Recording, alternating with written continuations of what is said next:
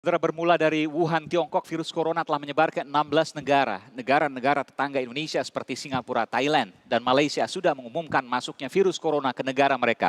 Positif dari warga mereka ada yang terinfeksi. Sementara Indonesia terus meningkatkan kewaspadaan dan berupaya mencegah virus berbahaya itu masuk ke dalam negeri.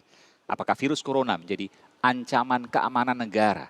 Untuk membahasnya sudah hadir di studio Kepala Badan Intelijen Strategis BAIS 2011-2013 Laksamana Muda Purnawirawan Soleman Ponto, dan melalui sambungan satelit sudah ada dokter spesialis penyakit dalam Omni Hospital Pulau Mas Jakarta Timur, Dr. Dirga Sakti Rambe. Selamat malam, Jenderal. Selamat malam. Pak Dokter, Pak Dirga, saya izin ke Kepala BAIS 2011-2013 Laksamana Muda Purnawirawan Soleman Ponto. Jenderal, saya ingin bertanya, betulkah ada senjata biologis pada negara-negara, katakanlah kita bicara sekarang Tiongkok, yang memang disiapkan untuk menyerang sewaktu-waktu ketika perang? Jadi untuk senjata itu ada 3. Ada nuklir, chemical, kimia, sama biologi. Nuklir, kimia, biologis. Ya. Anda bisa jelaskan masing-masing? Nuklir yang dipakai di Hiroshima. Iya. Tentang chemical yang dipakai Jerman waktu menghancurkan Israel. Gas klorid. Gas klorin. Oke. Kemudian biologis. Nah, ini biologis saya belum tahu dipakai di mana ini. Ini baru, yang paling baru biologis. Ini yang terbaru sekarang ini. Dan senjata biologis itu biasanya memang berupa virus.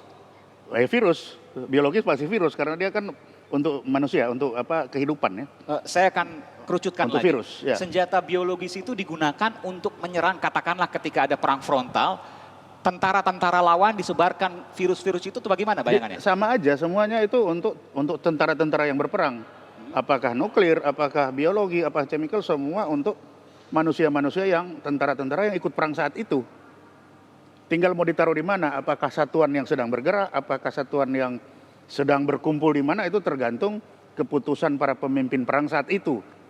Kalau kita lihat saat waktu Jerman dengan Israel di Auschwitz, Ya. mereka dikumpulin dulu Di camp itu ya? di camp di situ, baru dimasukkan ruangan, kemudian dikasih itu Gas chemical, gas klorin, Dan meninggal semua. dan habis semua. Dan itu mati dulu baru bodinya dibakar kan. Sebelum masuk situ rambutnya diambilin satu persatu. Untuk apa itu? Kan rambutnya dibikin tali. Oke. Rambutnya Biasa. orang-orang itu dijadikan tali. Jadi sebelum mereka dimatikan dengan gas itu, Tali untuk logistik ya mereka. tali untuk logistik perang Jerman saat itu. Oke, luar Memang biasa. dipakai seperti itu. Oke. Di Auschwitz kalau mau dilihat itu Iya, masih ada sisanya. itu senjata kimia. Itu senjata biologis itu baru, dan itu disampaikan ketika misalnya terjadi perang, itu kemudian disebarkan, maka kemudian terinfeksi semua lawan itu. Jadi seperti ya semua pasukan yang dikasih itu terinfeksi semua. Ya mungkin diharapkan ada yang mati sambil tidur. Tergantung apa desainnya si senjata biologi itu sendiri. Bayangan saya senjata biologis berarti harus sifatnya cepat menyebar, dan kemudian cepat terinfeksi, dan kemudian cepat untuk kemudian lemah. Belum tentu. Bisa aja dia kasih didesain untuk 2 minggu, 3 minggu. Oke. Supaya kan tidak kelihatan sedang dipakai untuk apa. Oh, karena Karena nanti bisa- pakai yang menggunakan itu akan menyembunyikan. Kenapa?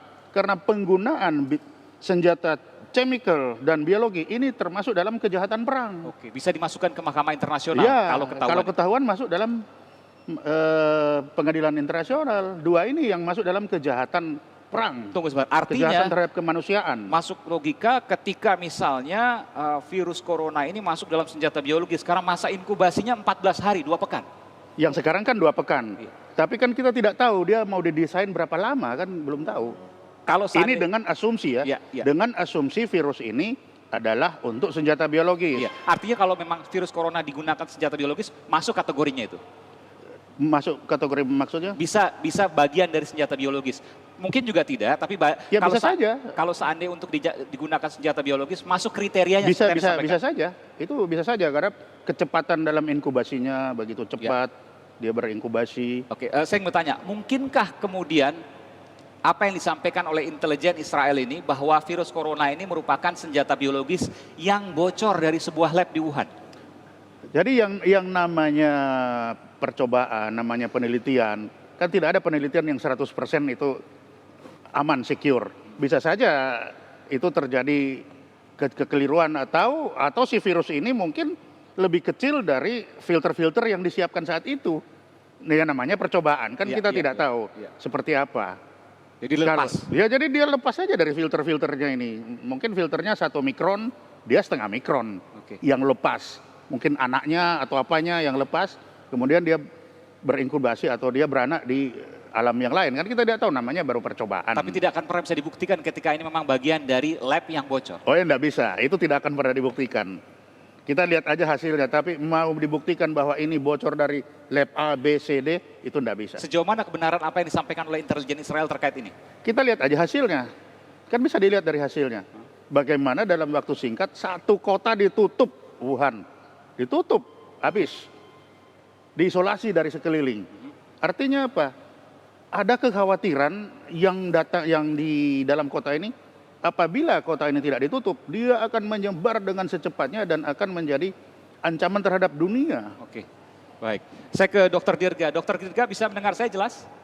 Ya, jelas Mas. Iya, Dr. Dirga, Anda juga, saya selain juga Anda dokter, Anda juga tahu bahwa Anda sering bekerja di lab. Mungkinkah kemudian yang dikatakan oleh seorang intelijen Israel bahwa ini bagian dari laboratorium virologi, virus yang kemudian lepas sehingga kemudian menginfeksi satu kota, Wuhan?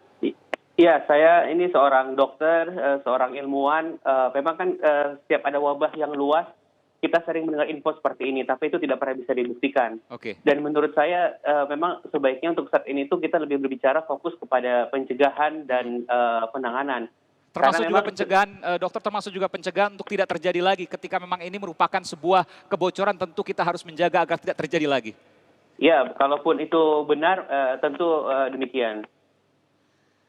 Saya ingin tanya, ketika memang ini kita tidak akan pernah tahu apakah ini kebocoran, karena tidak akan mungkin bisa dibuktikan karena ini bagian dari operasi intelijen, katakanlah seperti itu. Kalau memang benar, kalaupun tidak memang karena berkembang sendiri, itu juga pertanyaan. Saya ingin tanya, kalau operasi intelijen ini satu skenario, tapi kalau memang berkembang sendiri, mungkinkah hanya satu kota kemudian dia berkembang virus corona yang tidak ada kejadian sebelumnya? Bagaimana kemudian Anda bisa menjelaskan ini? Amat sangat mungkin. Amat sangat mungkin bahwa ini adalah virus yang natural, yang alamiah. Oke. Ya, jadi secara virologis itu dapat ditelusuri melalui genomic sequence-nya virus ini berasal dari hewan apa. Sejauh ini dugaannya kelelawar. Dan ini kita kan bukan pertama kali menghadapi seperti ini. Kalau kita ingat dulu tahun 2002 ada SARS, 2012 ada MERS, yang sekarang ada Wuhan. Ketiganya adalah virus yang kelompoknya sama, coronavirus gitu. Jadi sangat mungkin ini virus alamiah. Tapi dokter, kan ada perbedaan. Kita tahu bahwa SARS dulu di tahun awal 2000-an, kemudian MERS di 2010-an, dan sekarang novel corona atau nCoV, novel coronavirus di tahun 2020 ini, 2019 akhir. Saya ingin bertanya, jika SARS itu menyebarnya menyeluruh, demikian juga dengan MERS juga menyeluruh, tapi kemudian di Wuhan hanya satu kota. Bagaimana Anda menjelaskan ini? Justru saya melihatnya itu adalah keberhasilan dari pemerintah setempat untuk mengisolasi, mengkonten supaya virusnya tidak kemana-mana. Dan satu, kalau kita lihat, laju penyebaran virus corona Wuhan ini mungkin lumayan cepat. Walaupun kita juga belum bisa pastikan apakah dia lebih cepat atau lebih lambat daripada SARS atau MERS. Tapi yang perlu kita ingat bahwa sampai sekarang kita ketahui angka kematian atau case fatality rate dari Wuhan coronavirus ini rendah. Sebagai catatan, untuk SARS itu kematiannya 1 dari 10 pasien, 10%. Ya. Kemudian untuk MERS 30%, sedangkan untuk Wuhan ini sekitar 2-4% saja. Artinya apa yang Anda mau sampaikan di situ? Ya, bahwa terlalu dini untuk mengambil kesimpulan bahwa virus ini diciptakan seperti ini, seperti itu, atau kita bisa menilai apakah dia lebih parah daripada SARS atau MERS. Gitu. Kita harus masih menunggu situasi dari hari ke hari. Ketika bicara soal kematian mungkin memang hanya 2-4%, tapi bicara soal gejalanya luar biasa, sesak nafas yang luar biasa, flu yang berat, dan kemudian bisa menyebabkan kematian pada komplikasi-komplikasi tertentu, misalnya hipertensi, diabetes, gagal ginjal, dan itu kemudian menyebabkan kematian. Cukup menderita apa yang kemudian terjadi. Apa yang Anda sampaikan di sini, apakah kemudian ini bisa dikatakan sebagai sesuatu yang memang bisa katakanlah dikembangkan di sebuah lab virusnya? Saya tidak dalam kapasitas untuk menjawab itu karena saya tidak bisa memastikan. Tapi perlu diingat bahwa sampai saat ini kasus-kasus yang meninggal pada Wuhan ini itu adalah hanya dua kelompok. Satu, orang berusia lanjut ya di atas 60 tahun.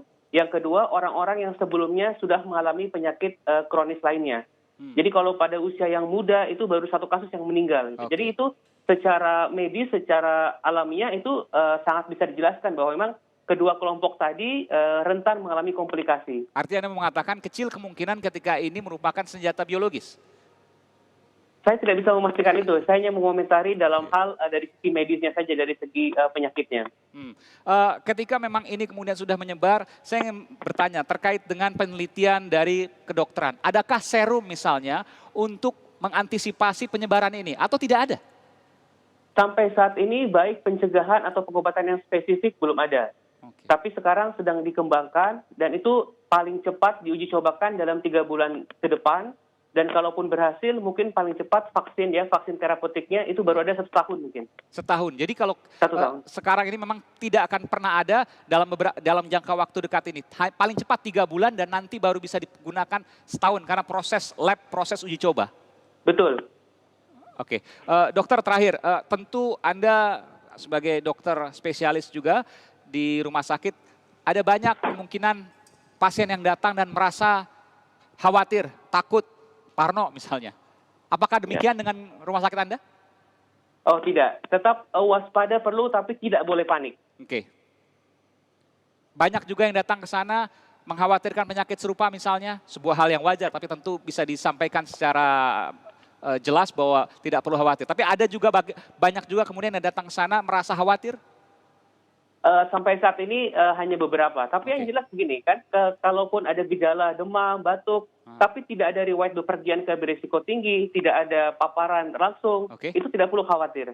Meskipun misalnya kita tahu bahwa di Tiongkok ada dugaan bahwa virus ini berasal dari kelelawar karena ada konsumsi kelelawar. Di Indonesia juga ada di beberapa daerah konsumsi kelelawar. Bisakah kemudian itu menjadi perantara? Karena kita walaupun tidak pernah bersentuhan dengan negara-negara yang memang saat ini ada positif penderita penyakit ini? Tidak bisa, karena kelelawar yang tinggal di sana dan yang hidup di Indonesia itu berbeda. Jadi belum tentu karena virusnya ada di kelelawar sana lalu ada di sini. Jadi ketika dinyatakan positif maka bisa dipastikan pasti pernah bersentuhan dengan negara-negara yang terinfeksi? Sejauh ini begitu. Jadi satu, ada riwayat bepergian ke daerah yang berisiko tinggi, atau yang kedua ada riwayat bersentuhan atau terpapar langsung dengan penderita. Munculnya secara natural di sebuah daerah di Indonesia hampir nyatakan tidak mungkin? Tidak mungkin. Sampai saat ini kalau kita lihat hanya 1,5% kasus ini yang berada di luar Cina. Jadi sangat sedikit sebetulnya proporsinya. Kalau secara natural di Indonesia tidak mungkin, kenapa di Cina mungkin? Sangat banyak faktornya. Satu tadi soal spesiesnya, soal hewannya sendiri. Yang kedua soal faktor suhu, kelembaban, di mana virus-virus seperti ini tuh lebih mudah hidup bertahan di daerah-daerah yang dingin. Makanya ini sekarang kejadiannya di musim dingin. Kemarin juga SARS di musim dingin. Di Indonesia kita negara tropis, suhunya relatif panas. Oke, baik. Meskipun di negara-negara tropis seperti di Vietnam, Singapura, Thailand juga ada kemudian yang terinfeksi virus serupa. Terima kasih Dr. Dirga, Dr. Omni Hospital di Pulau Mas, Jakarta Timur telah memberikan informasi pada Sapa Indonesia Malam. Kita akan kembali dengan Laksamana Muda Purnawirawan Sulaiman Ponto selepas jeda. Tetap bersama kami di Sapa Indonesia Malam, saudara.